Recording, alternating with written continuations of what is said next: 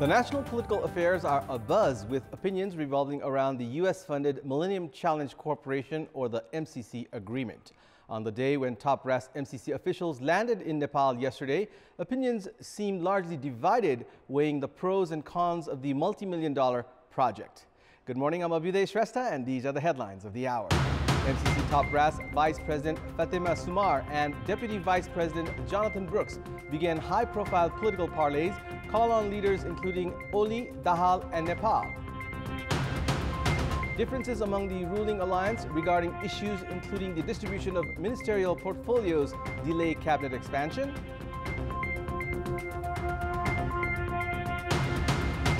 Dozens of international passengers flown out of Afghanistan's capital Kabul in the first such flight since U.S. forces left the country. And the national women's football team registers a clinical 2-1 win over Bangladesh in a friendly match. Sabina and Preeti score in their debut match. Vice President of the Department of Compact Operations of Millennium Challenge Corporation, or MCC, Fatima Sumar, and Deputy Vice President Jonathan Brooks have begun their high-profile parleys with political leaders.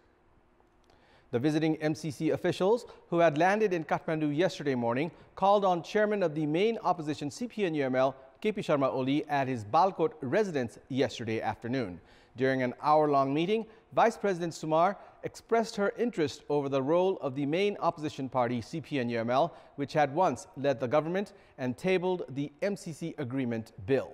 The former Prime Minister, on his part, said that in the changed political context, the party's decision would depend on the government's course of action regarding the bill.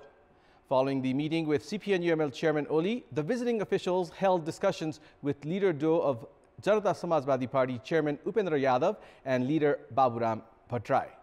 The team also reached Singhadarbar later yesterday evening to meet Chairman of newly formed CPN Unified Socialist Party, Madhav Kumar Nepal. Leader Nepal, who has advocated for the amendment in the MCC agreement in the past, said that the issue would be discussed among the ruling alliance. Vice President Sumar also held a meeting with CPN Maoist Chairman Pushpakamal Dahal at his residence in Kumaltar earlier this morning. Meanwhile, dispute revolving the MCC in the ruling alliance is deepening even as the visiting U.S. team intensified its political parleys. The ruling Nepali Congress is in favor of endorsing the agreement, while CPN Maoist Center is saying that approving the deal without amendment will be against the national interest. The MCC team is scheduled to call on Prime Minister Sherbahadur Deuba today. The incumbent government, led by Nepali Congress President Sherbahadur Deuba, assumed office about 2 months ago.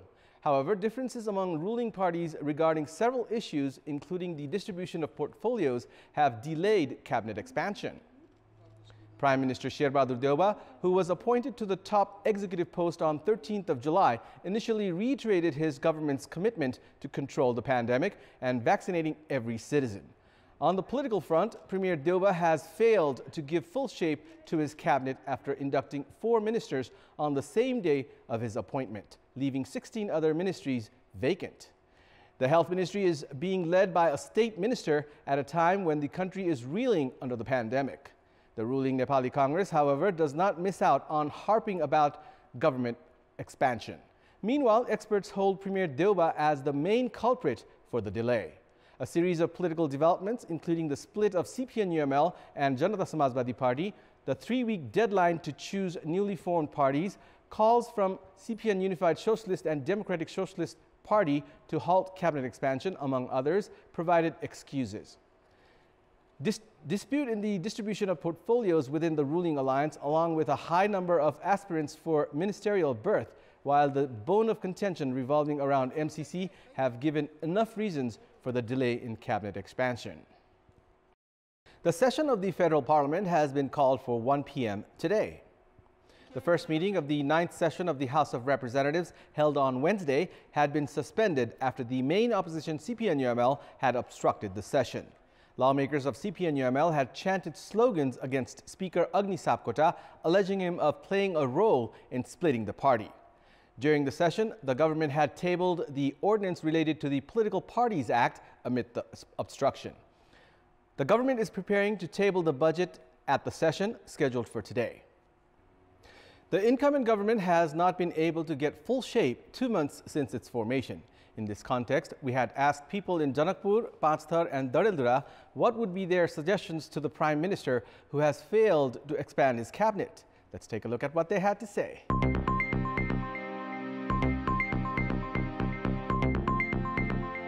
सरकार चाँडोभन्दा चाँडो विस्तार गरियोस् भनेर हामीहरूको चाहना छ। त्यही भएर हाम्रो देशको चाहिँ निकास हुन्छ। मन्त्रालयहरूलाई कामकाजमा चाहिँ धेरै अप्ठ्यारो भइरहेछ। त्यो भएर मेरो विचारले प्रधानमन्त्रीजीले अविलम्ब चाहिँ सरकार चाहिँ गठन गर्नु पर्यो। देशलाई चाहिँ सही दिशामा मोड्नको लागि तत्काल सरकार गठन गर्नु जरुरत छ। सत्ता गठबन्धनसँग जतिसक्दो छिटो सरसल्लाह गरेर चाँडो सरकार विस्तार गर्नुपर्छ ताकि यसले चाहिँ विभिन्न मन्त्रालयको काममा चुस्तता दुरुस्तता आउन सकोस्।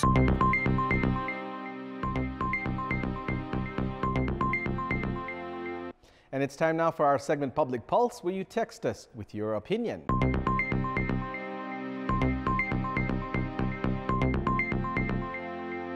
And here's the question. Why has merger policy failed to attract big banks for merger? Your options are A, confusing policy, B, lack of monitoring, and C, reluctant banks. The voting is on. Type NEWS, select your option A, B, or C, and send it to 34001 to share your opinion with us. And it's time now for the sports news.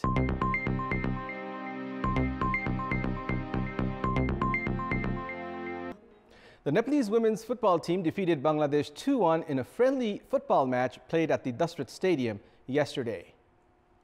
In the match played at the capital's Dasrat Stadium in Tripureshwar, Nepal led the first half 2-0 with goals by debutantes Sabita Rana and Preeti Rai. Sabita opened the scoring for Nepal in the 13th minute as she scored off a Bimla Chaudhary assist.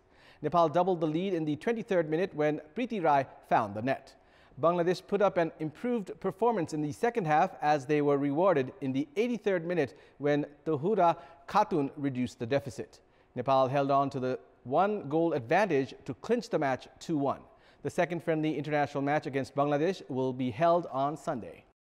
And that's all for the moment. Thank you for watching. Have a good day.